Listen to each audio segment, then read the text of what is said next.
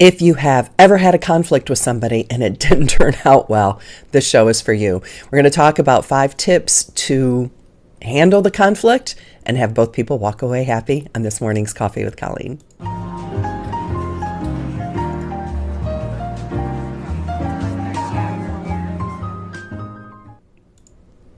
Good morning and welcome to Coffee with Colleen. If this is your first time watching, my name is Colleen Hammond. I'm a former on-camera meteorologist for the Weather Channel, turned image consultant, coach, and mentor. I just found that women didn't realize how great they would look and feel once they nailed down their style. So in 30 days or less, I teach women how to figure out what to wear so that everything in your closet makes you look and feel fascinating. But today we're going to talk about conflict. And we're recording this the day before Thanksgiving, so I thought this was kind of appropriate. We're going to talk about 5 tips to handle conflict, which you can use either around the dinner table or in a work situation, depending on where you are located. It's pretty simple to the first thing is to avoid conflict. So if you know certain topics are going to trigger an emotional conversation, then just stay away from those topics and enjoy each other's presence. Now, that's you, but the other person doesn't necessarily agree with avoiding conflict. Some people actually enjoy conflict. And if there's not drama, they will create drama. Do you know these people? Please do not say that you are this person. But there are people who really, they're not happy unless there's drama around them. And if there isn't drama, they'll create it.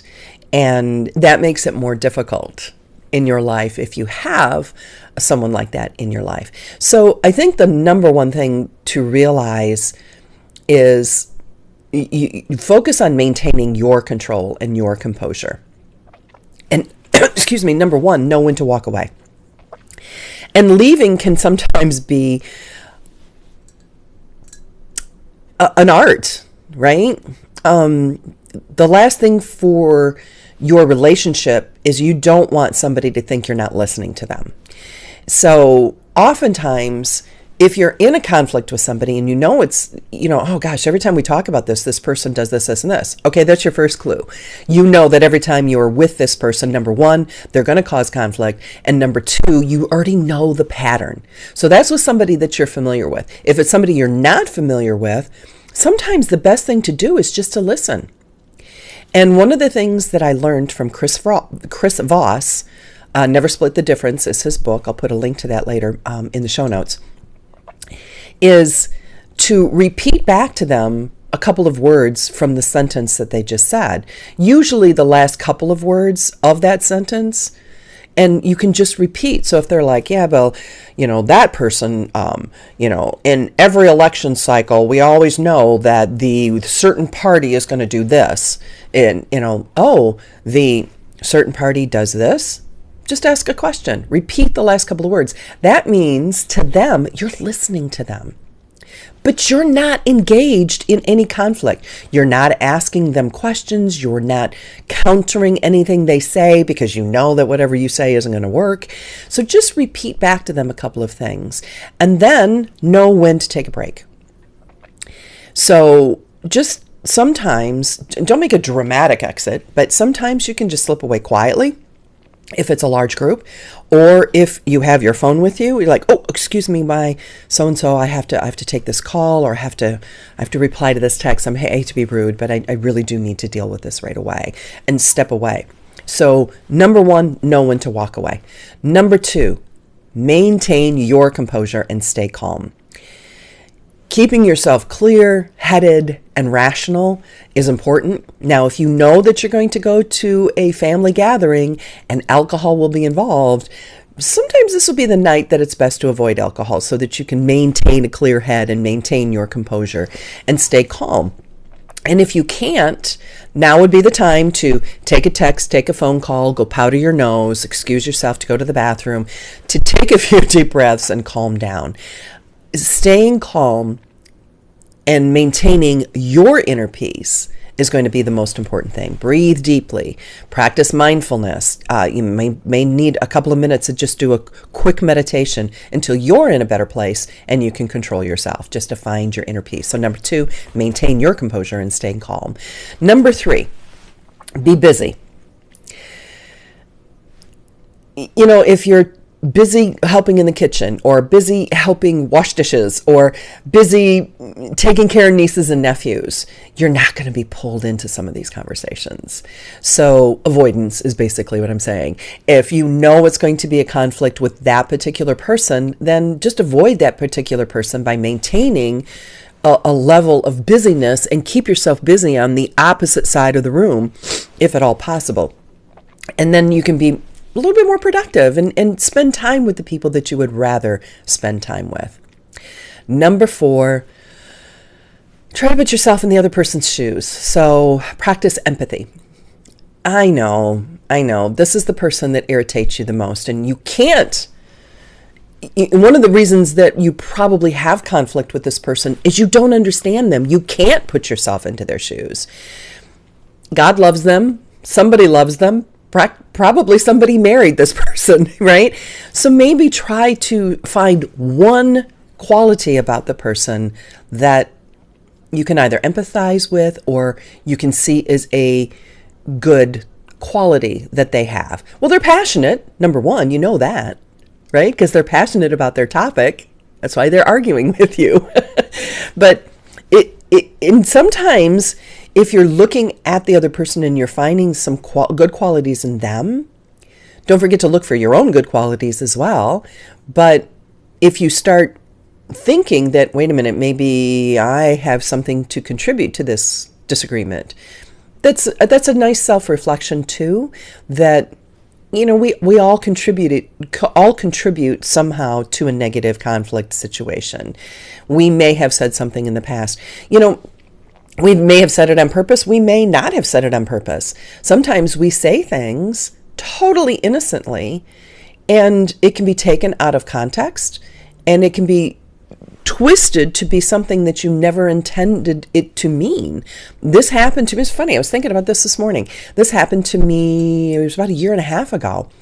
I said something to 2 people, and it offended this other person so greatly. And I said, I am so sorry that you were offended by that, but what you thought I meant, I never considered that. I never thought. I am so sorry. Trust me, I am not, what she had blown it way out of proportion. And I really didn't know this person. We had a mutual friend. And she totally blew it way out of proportion. So much so that when I apologized, she actually said to me, I refuse to accept your apology. I don't care if you mean it or not. You are not somebody I ever want to associate with, and I never want to see you, speak to you, or hear from you again.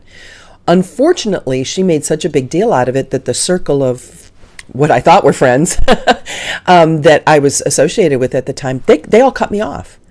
So not only was I misunderstood, she totally took it out of context, blew it out of proportion, refused to accept my apology, and went to all the other women in this group and said that she didn't want me involved in the group anymore. And so I found out who from that group were really my friends. 3 of them out of the 9 I'm still in touch with. The other 6 totally cut me off as well. So it was a good thing. Ultimately, I found out who my real friends were. So when you try to put yourself in somebody else's shoes, which I tried to do in this particular situation, I tried to see where she was coming from, and I did see where she was coming from. She was wrong, but I did see where she was coming from. It didn't matter. So even though sometimes you take all the steps necessary to resolve a situation with someone, you can only say, I did my best. I tried. I have nothing to be ashamed of. I did my best. I regret the way it all fell out, but look for the positive in the situation. So in my situation, I found out who my 3 real friends were. And I'm still friends with them to this day. And 2 from the other group have actually reached out since and apologized and said, this person, now that we know them better, we realize what happened. And, I regret listening to her. So all in all, you can always look at a situation and see the bright side and the silver lining to it. So practice empathy. Number 5 is I rolled the 2 in together. Try to apologize. Try to reconcile. It does take 2 people to get into an argument. And if one person wants to reconcile and the other person doesn't, there's not much you can do, but try to be the bigger person. Try to be the adult in the group and own up to your side of it. Say, I realize that there's a conflict between the two of us, and I do have things that I have said and done that I can see that have contributed to the conflict. And I apologize. I am sorry for my part in what's going on. And I would really like to heal this relationship or move forward. And of course, being calm, cool, and collected is going to be your number one. So, but sometimes having that conflict, it's inevitable. But how you deal with the conflict says a lot about you. And being able to look yourself in the mirror and, say, I handled that well. It didn't end well. What could I have done differently? Maybe nothing. I don't think that's true in any situation. I think if we look back on any situation, we can see that we didn't handle it perfectly. And what can you learn from it? What can you take into the next conflict with a different person or that same person that you can handle it differently? But being able to maintain your cool and calm in a very emotional situation is a life skill. And it's something that we want to grow in, and we want to teach those around us, especially any younger children that we have in our care, to help them maintain their composure and grow in emotional intelligence that will help them in their life moving forward. So again, those 5 are: know when to walk away, stay calm, and if you can't be calm, leave to maintain your composure. Stay busy so that you can avoid any situations, but keeping yourself busy. Be empathetic, put yourself in their shoes and see it from their point of view, or see qualities about them that are positive if you're having a hard time with that. And number 5, always try to reconcile. Life is too short to go through conflicts. We're all different. And when we love and accept each other for our differences, sometimes we're oil and water. Sometimes we're not meant to always get along, and that's okay. Just knowing that reconciliation should always be on the table and should always be an option. All right, that's it for today. If you have any questions, comments, or concerns, let me know.